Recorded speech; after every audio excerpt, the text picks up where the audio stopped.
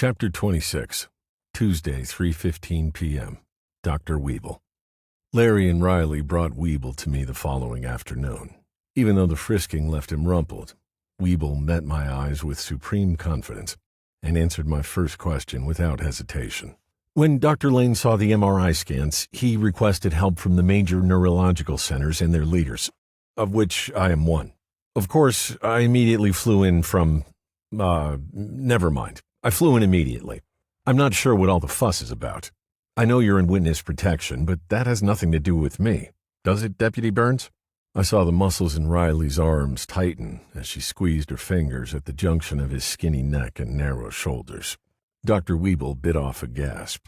Like doctors, as part of their training, marshals are taught human anatomy, albeit an abbreviated subset revolving around pressure points, major arteries, and limitations of our respiratory system. Dr. Weeble, we will decide who does and doesn't have something to do with our witness. Keep that in mind. People like you, who have a history with a witness and show up unexpectedly, get our attention, she said in a conversational tone that belied her effort to keep up the pressure. Weeble, obviously in pain, tried to move. Larry walked around the bed and put his face close to Weeble's. As I remember, Dr. Weeble, you came in wearing another doctor's coat the last time you visited this witness. You say you responded to a request sent out from this hospital, and you've been avoiding us. Where have you been since you and I last met? Larry asked in a low voice that barely carried to me. What the hell's going on here? I pivoted my head to the doorway, where a trim, gray-haired man with spectacles stood holding a clipboard. Weeble massaged the base of his neck. Riley straightened, and Larry, smiling amicably, stepped back around to his chair. Riley frowned and said, Dr. Weeble has been avoiding us. We want to know why he is here, how he got here so fast, and where he was. You wouldn't mind closing the door, would you, Dr. Lane? Dr. Lane took his time deciding if he minded, but eventually he closed the door behind him. He stood at the foot of my bed and addressed the room in a drill sergeant voice that carried through the closed door and probably out into the parking lot. Let me make something clear. I've put up with all of this long enough. You three stay seated and keep your lips buttoned. Understood? To my surprise, they all looked at him, their faces blank, as if they were kids in front of the principal. Weeble stopped massaging his shoulders and glared at the man holding a clipboard, who pointedly ignored Weeble to look at me. Mr. Harding, my name is Dr. Lane. I am the head of neurological staff here at the University of Colorado. It's nice to see you awake. How are you feeling? I admitted to being awake and waffled on the rest. Mostly I was confused. Never a good thing to admit to a doctor. It's blood in the water and sends them into feeding frenzies. Mr. Harding, normally and legally, we should be having this conversation privately. However, this is an extraordinary situation. I've never been in on anything like this before. Your marshals are not willing to leave you alone with any doctor. I have been informed by legal that they probably have this right. Deputy Burns confirmed that Dr. Weeble is responsible for the surgery that obviously saved your life. Dr. Weeble wants to participate in this discussion and has offered to share information about that surgery. However, that decision is yours. If he can keep his lips buttoned, sure, I said. Dr. Lane's mouth twitched. He glanced at Weeble, who gave a curt nod. Dr. Lane adjusted his specs and asked, You remember what happened to you? Can you tell me? He looked at his clipboard as I explained. When I finished, he said, Good. Apparently there is no memory loss. You have a bad concussion. And while those snake bites are no longer life-threatening, they may cause you some problems if we do not take care of them properly. But right now, I want to talk to you about why you are here at UHC. You okay with that? When I nodded, he continued. Good. We're on the same page. An ambulance took you to Littleton Adventist for treatment. They treated your snake bites.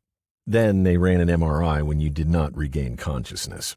Finally, they called us. Me, actually. Do you know why? I glanced at Weeble, who stared back at me with his self-satisfied smile. I wanted to get out of bed, get a shovel, cut his head off, and bury it in a grove of Russian olive trees.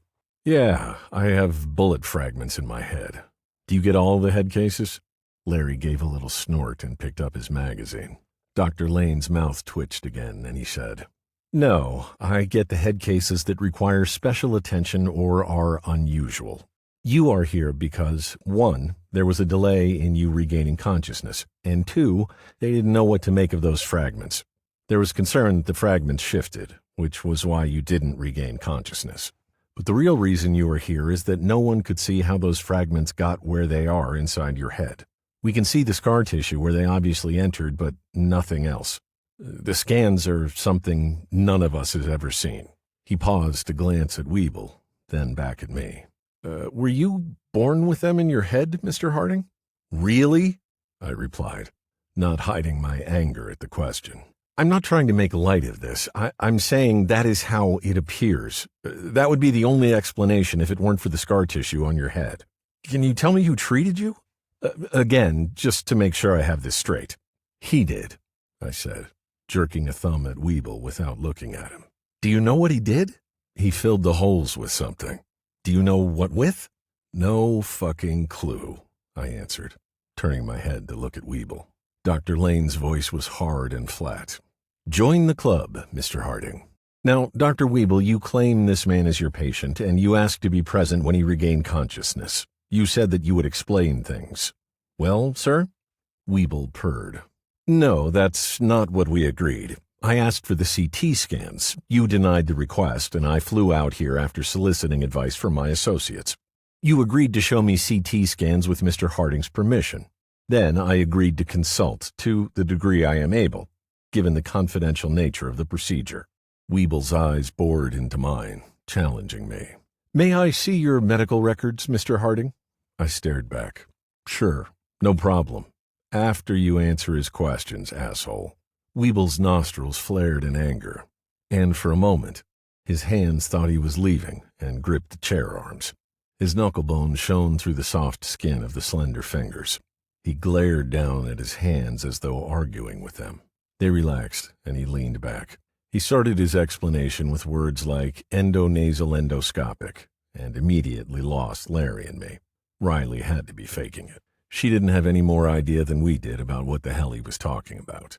He finished awfully quickly for a guy talking about a medical breakthrough. From the look on Dr. Lane's face, he agreed with me. That doesn't tell me a damn thing, Dr. Weeble, Dr. Lane growled. I have told you everything I can. Your call, Dr. Weeble. We will just have to wait for the biopsies, I suppose. Biopsies? As in you cut into my fucking head? I asked Dr. Lane. Needle biopsies. Needle biopsies of the brain below the scar tissue on the skull. Assessment of your condition required determining the nature and stability of the restoration of damaged tissues. It's routine, Dr. Lane said, his voice level, his eyes still locked on Weeble. Weeble opened his mouth to speak and then looked around the room. I had to give it to him. If being outnumbered bothered him, he hid it well. As his eyes settled on me, he shook his head in disgust. You're working as a laborer when you could be living in a style you can't even comprehend. Just so we are clear, that offer has just expired. You have no idea what your carelessness cost. He started to stand and remembered Riley, who was still behind him. His thin lips compressed into a bloodless line. Dr. Lane apparently held all the high ground for the moment. Weeble demonstrated deep breathing exercises before lifting his head. Dr. Lane pretended to study his clipboard. Then, as he turned to me, he pivoted, swinging his body closer to Weeble, making Weeble crane his head back farther. For doctors, it was probably considered hand-to-hand combat. There was no reason to take those biopsies, and you damn well know it. In front of witnesses, I am telling you to hand the material to me and cease all analysis, Weeble said, his voice trembling with anger. Hey, it's my brain cells, right? Aren't I the one who says what to do with them? I said.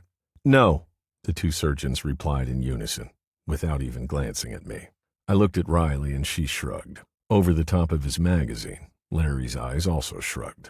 I laid my head back on the pillow and watched the body snatchers share a moment. Dr. Lane, what can you tell me? I asked. Remembering that I was the reason he was here, he nodded and began talking. Larry returned to reading his magazine. Riley pretended to understand, and I waited to ask for the bottom line. When Dr. Lane finished with the requisite health warnings, Weeble, his face ridged with the effort of holding his professional poise, took out a cell phone. Make your call outside, if you don't mind, Dr. Weeble, Dr. Lane told him. Weeble kept the phone in his hand but lowered it. Dr. Lane, can you please tell me the bottom line in English? I asked, wanting to get it over with. Then I realized Larry had lowered his magazine and locked eyes with Riley. When they looked back at me, both had tears in their eyes. Only then did it hit me. Dr. Lane, go over that last part again, I asked. He looked irritated, as if I was the one reading a magazine while he was speaking, and repeated the health warnings. I interrupted. No, not the part about giving up the beer, nor the sleep part. I got it. Less beer, more sleep. The last part. Confused, he said. You mean the venom caused some localized neurological damage to your hand and leg that may cause you problems later in life? Yeah, that part, I said. Dr. Lane sighed. Mr. Harding, Dr. Mancodi will come to see you sometime today. I spoke to him. He tells me that you are fortunate. A snake that size emptying its sacs into someone can result in death. Fortunately, as I understand it, a nurse was there, and she may have saved your life. He paused and added almost as an afterthought. And the staff at Adventist did a competent enough job. I was more interested in the part about long life. Are you saying that the tumor has stopped growing? Is that why I've started sleeping again? Tumor? I don't see any evidence of a tumor. What are you talking about? Dr. Weeble, what is he talking about? Weeble shrugged his shoulders and put his palms up. Suddenly, they seemed almost collegial. He may be referring to some of the things we discussed very early in his recovery, more or less along the lines of your warning about the long-term effects of localized neurological damage. He has been in protective custody from the moment I met him. My access to this patient has been minimal since the surgery. Where did you perform that surgery, Dr. Weeble? Dr. Lane asked. Mount Sinai. And that's where the recovery took place? Weeble shook his head. No, the pandemic required him to be moved to another location for his safety and the safety of others. Dr. Lane's eyes narrowed as he looked over at my marshals. He turned back to Weeble. The safety of others? Why the safety of others? I'm not at liberty to say. Ask the people with badges. The people with badges also had guns, and both looked like they were considering using them. Riley wiped her eyes with a hand and spoke to Dr. Lane with obvious effort. He is no danger to anyone. You have my word. I tried not to wince. That certainly wasn't true when it came to Nikki, at least in my opinion. Dr. Lane lowered his head, considering things.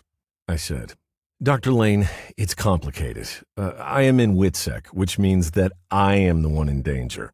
Can you please tell me what is in my head and why I am not dying?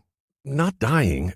Mr. Harding, you have no tumor, and other than the scar tissue on your cranium, there is no evidence of any trauma to your brain.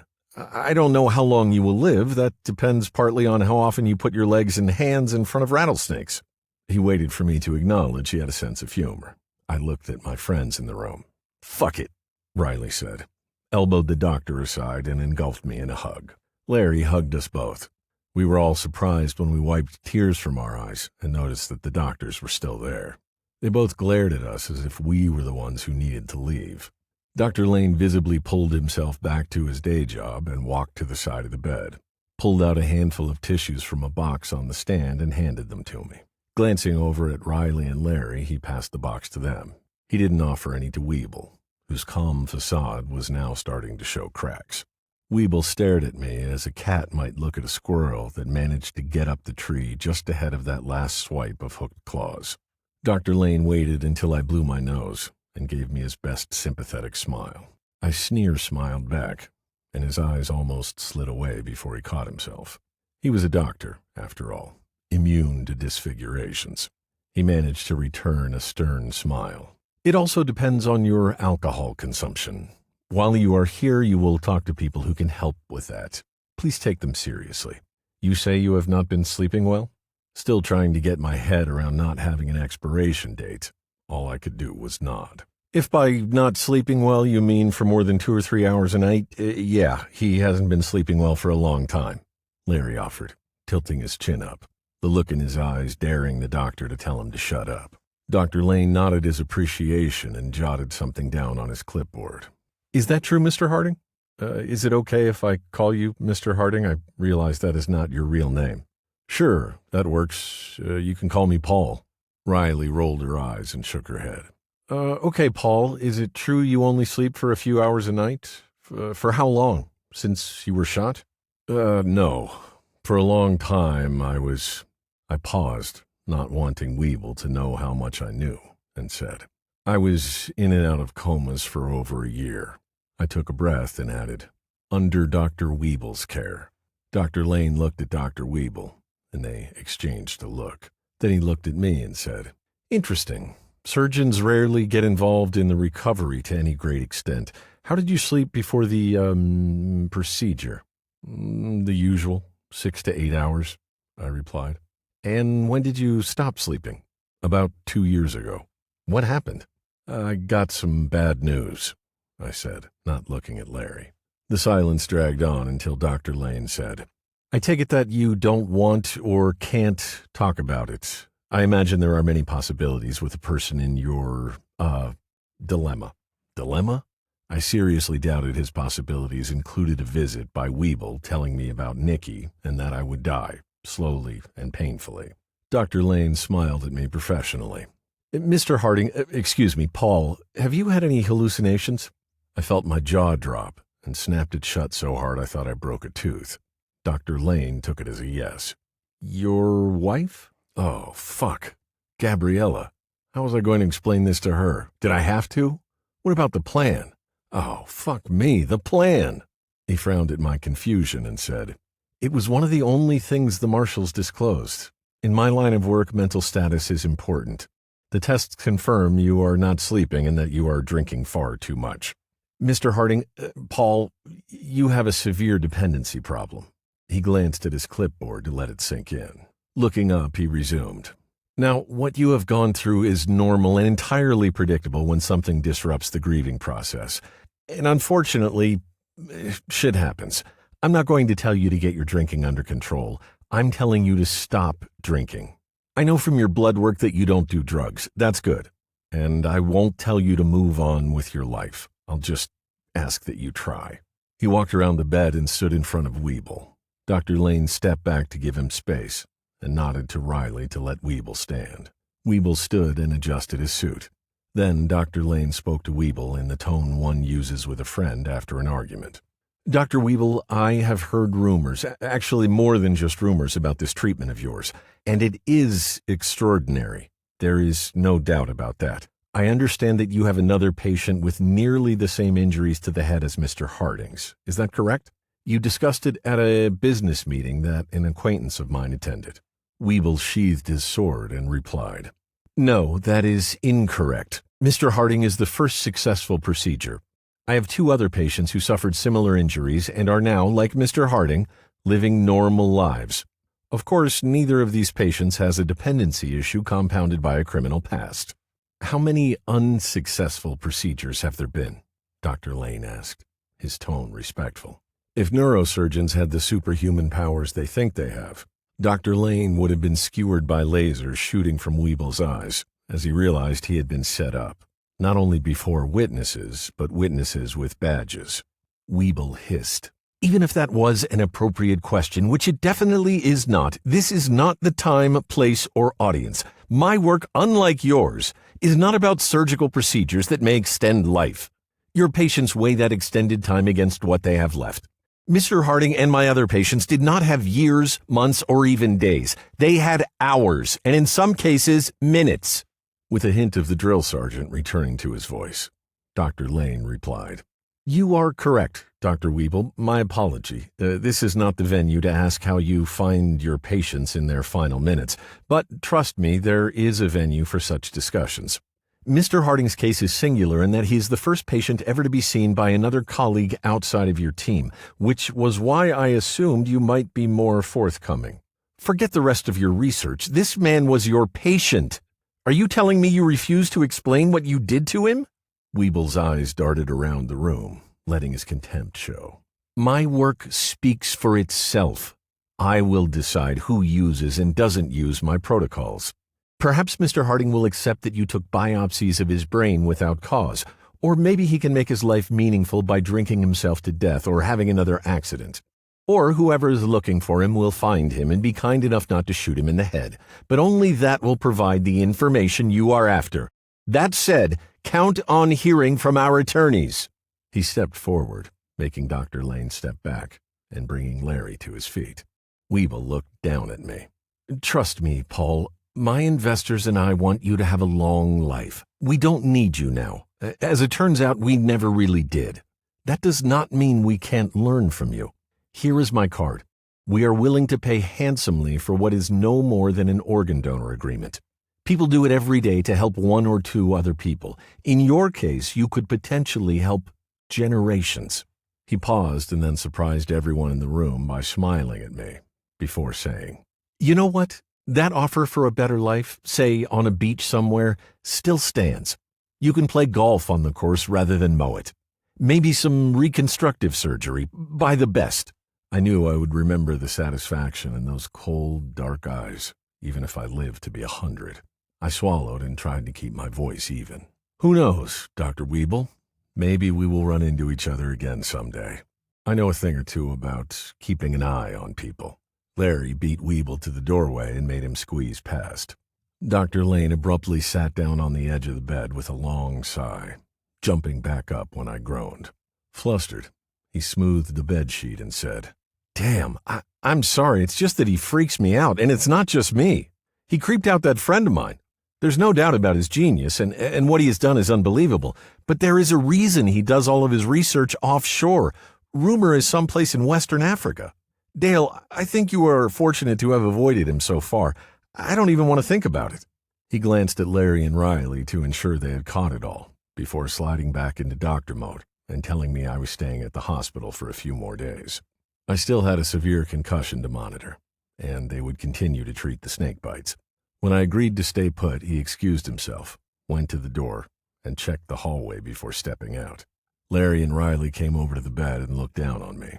They were both smiling, although Larry's smile seemed a little strained. Riley patted my arm and said, "Listen to the doctor. I mean the good one, not the asshole. You're going to live." I smiled back and then laughed. Realizing I was laughing alone, I softly said, "What?"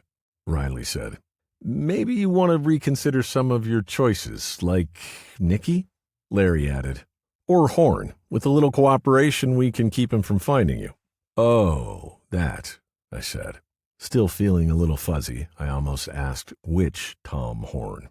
I also bit my lip about a detective in St. Louis, before remembering how I'd decided to handle that problem. Still, you'd think they would let me enjoy the thought of living past a few weeks before pricking my balloon.